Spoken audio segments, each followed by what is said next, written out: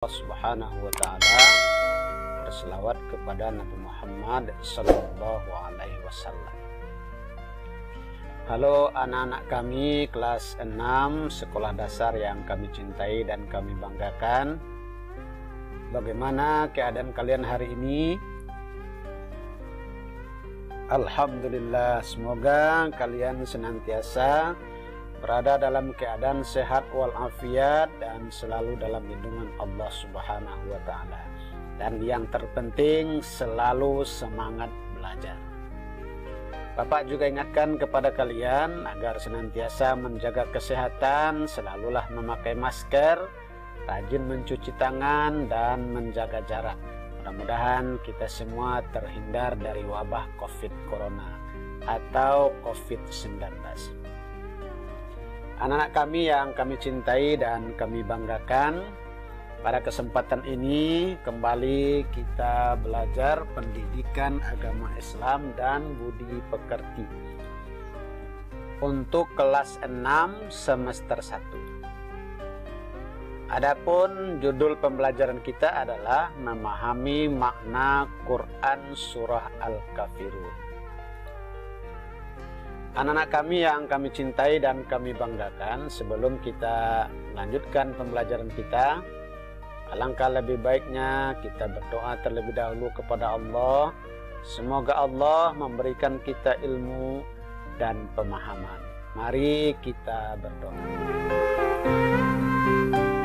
A'udzu billahi minasy syaithanir rajim. Bismillahirrahmanirrahim. Rabbi zidni ilma warzuqni fahma waj'alni minas salihin. Artinya, ya Allah, tambahilah ilmuku dan berilah aku pemahaman, serta jadikanlah aku termasuk orang-orang yang soleh. Amin. Anak kami yang kami cintai dan kami banggakan, adapun tujuan pembelajaran kita adalah yang pertama, terbiasa membaca Al-Quran dengan tartil. Yang kedua, memiliki sikap toleran dan simpati kepada sesama sebagai implementasi dari pemahaman isi kandungan Quran surah Al-Kafirun dengan baik. Dan yang ketiga, menjelaskan makna Quran surah Al-Kafirun. Nah, anak-anak sekalian, itulah tujuan pembelajaran kita pada kesempatan ini. Sebelumnya, kalian sudah belajar bagaimana cara membaca, menulis, dan menghafal Quran surah Al-Kafirun. Mudah-mudahan dengan modal tersebut, kalian bisa lebih mudah memahami makna Quran surah Al-Kafirun. Anak-anak kami yang kami cintai dan kami banggakan, kita langsung saja masuk ke materi pembelajaran kita, yaitu mengenal Quran surah Al-Kafirun. Nah, anak-anak sekalian yang Bapak banggakan, untuk memahami sesuatu kita mesti mengenal sesuatu itu. Termasuk juga untuk memahami Quran surah Al-Kafirun, kita perlu mengenalnya terlebih dahulu. Apa itu surah Al-Kafirun? Nah, yang pertama, Al-Kafirun artinya orang-orang kafir. Kemudian yang kedua, nama Al-Kafirun diambilkan dari kata Al-Kafirun yang terdapat pada ayat pertama. Kemudian surat Al-Kafirun adalah surat yang ke-109 dalam susunan Al-Quran. Jumlah ayat surat Al-Kafirun adalah 6 ayat. Surat Al-Kafirun diturunkan di Mekah. Surat Al-Kafirun tergolong surat Makkiyah. Nah, surat Makkiyah ini maksudnya adalah surat-surat yang diturunkan di kota Mekah atau sebelum Nabi Muhammad hijrah dari Mekah ke Madinah. Kemudian surat Al-Kafirun diturunkan sesudah surat Al-Ma'un. Nah, itulah identitas dari surah Al-Kafirun. Kemudian kita lanjutkan mengenal surat Al-Kafirun. Surat Al-Kafirun mengisyaratkan tentang pupusnya harapan orang-orang kafir Quraisy Mekah zaman itu terhadap dakwah Nabi Muhammad SAW. Nabi Muhammad SAW tidak mau mengikuti tata cara beribadah orang-orang kafir Quraisy. Mereka dipersilakan beribadah menurut ajaran agamanya sendiri. Nah, itulah anak sekalian, ya, sekilas kita mengenal surah Al-Kafirun. Kemudian kita masuk kepada makna Quran surah Al-Kafirun. Kita mulai dari ayat yang pertama. Bismillahirrahmanirrahim. Qul ya ayyuhal kafirun. Artinya, katakanlah hai Muhammad, hai orang-orang kafir. Makna yang terkandung dalam ayat pertama ini adalah, yang pertama, jawaban Allah Subhanahu wa ta'ala melalui Rasulullah yang ditujukan kepada orang-orang kafir. Kemudian yang kedua, orang kafir tidak mau menerima ajakan Nabi Muhammad SAW untuk memeluk agama Islam. Kemudian ayat yang kedua, la a'budu ma ta'budun. Artinya, aku tidak akan menyembah apa yang kamu sembah.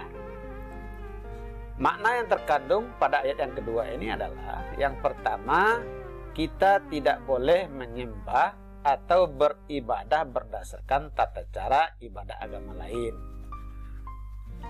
Kemudian yang kedua, umat Islam hanya menyembah Tuhan yang Maha Esa, yaitu Allah Subhanahu wa ta'ala, sesuai dengan ajaran yang terdapat dalam Quran surah Al-Ikhlas ayat 1. Masih ingat anak-anak surat Al-Ikhlas ayat 1?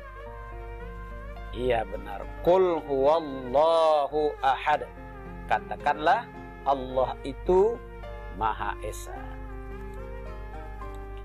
Kemudian kita lanjutkan ayat yang ketiga. Wala antum abiduna ma a'bud. Artinya, dan kamu bukan penyembah apa yang aku sembah. Adapun makna yang terkandung pada ayat ketiga ini adalah, begitu juga orang-orang kafir, mereka tidak bisa melakukan peribadatan sesuai dengan apa yang dilakukan oleh umat Islam. Nah, inilah makna ayat yang ketiga. Kemudian kita lanjutkan ayat yang keempat. Wala ana abidum ma'abattum. Artinya adalah, dan aku tidak pernah menjadi penyembah apa yang kamu sembah. Kemudian ayat yang kelima, wala antum abiduna ma a'bud. Artinya, dan kamu tidak pernah pula menjadi penyembah apa yang aku sembah. Nah, makna yang terkandung dari kedua ayat ini adalah ayat 4 dan 5. Kita tidak boleh mencampur adukkan ajaran agama. Sebagai umat Islam, kita harus menjalankan ibadah sesuai dengan tuntunan Islam yang dicontohkan oleh Rasulullah Sallallahu Alaihi Wasallam. Kemudian ayat yang ke-6 atau ayat yang terakhir, lakum dinukum waliyadin.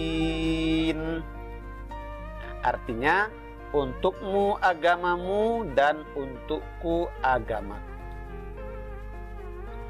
Makna yang terkandung dalam ayat yang ke-6 ini adalah, kita harus menghormati ajaran agama yang dianut oleh mereka yang berbeda agama dengan kita.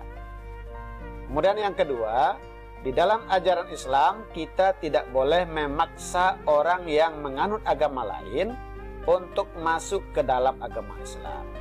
Apalagi sampai memaksa orang yang menganut agama lain untuk beribadah sesuai dengan ajaran Islam. Nah, anak sekalian yang Bapak banggakan, ada satu cerita hikmah. Ketika penaklukan Palestina oleh Khalifah Umar bin Khattab, para penduduk yang beragama Kristen was-was menanti sang khalifah. Mereka takut rumah ibadahnya dihancurkan dan dilarang untuk memeluk agama mereka. Kekhawatiran mereka tidak terjadi karena ketika Khalifah Umar bin Khattab sampai di Palestina, beliau melarang para tentara Islam untuk menghancurkan bangunan tempat peribadatan mereka. Mereka dipersilakan untuk menjalankan ibadah sesuai dengan agama yang mereka anut. Begitulah keluhuran agama Islam yang penuh dengan toleransi. Jadi anak sekalian, agama Islam itu bukan agama bengis, bukan agama yang anti toleransi, tapi agama Islam itu adalah agama yang indah, agama yang damai, agama yang sejuk, agama yang penuh dengan toleransi. Anak sekalian yang Bapak banggakan, dari yang kita pelajari dapat kita simpulkan. Dalam Quran Surah Al-Kafirun terdapat beberapa pelajaran. Yang pertama, orang-orang kafir Quraisy mengajak untuk saling menyembah sesembahan masing-masing agar Rasulullah berhenti berdakwah. Ajakan tersebut langsung ditolak oleh Allah dengan menurunkan Quran Surah Al-Kafirun. Dan yang kedua, kita dilarang mencampur adukkan ajaran agama dengan agama lain. Kemudian yang ketiga, kita harus benar-benar mengesahkan Allah dan dilarang berbuat kemusyrikan. Kemudian yang keempat, kita harus toleransi dan menghargai ajaran agama lain. Nah, anak sekalian, itulah hikmah atau makna yang terkandung dalam surah Al-Kafirun. Mudah-mudahan dengan belajar dan memahami Quran Surah Al-Kafirun ini, kita bisa menjadi orang-orang yang bertoleransi dengan sesama. Anak sekalian, ini ada ayo berlatih. Yang pertama, apa arti Al-Kafirun? Kedua, mengapa Quran Surah Al-Kafirun disebut surat Makkiyah? Yang ketiga, apa nama surat yang diturunkan sebelum Quran Surah Al-Kafirun? Kemudian mengapa Nabi Muhammad SAW tidak mau mengikuti tata cara beribadah orang kafir Quraisy? Dan yang kelima, tuliskan makna yang terkandung dalam Quran Surah Al-Kafirun secara ringkas. Nah, ayo berlatih ini kalian tulis soal dan jawabannya di buku latihan kalian. Kemudian hasilnya difotokan dan dikirim kepada bapak dan ibu gurunya untuk dikoreksi. Anak-anak sekalian yang Bapak banggakan, demikianlah pembelajaran kita pada kesempatan ini. Bagi kalian yang belum subscribe, silakan subscribe dulu video ini. Mudah-mudahan video ini bermanfaat lebih banyak kepada orang-orang di luar sana. Ingat, subscribe itu gratis dan tidak membayar. Demikian saja anak-anak sekalian. Terima kasih atas segala perhatiannya. Mohon maaf atas segala kekurangan. Assalamualaikum warahmatullahi wabarakatuh.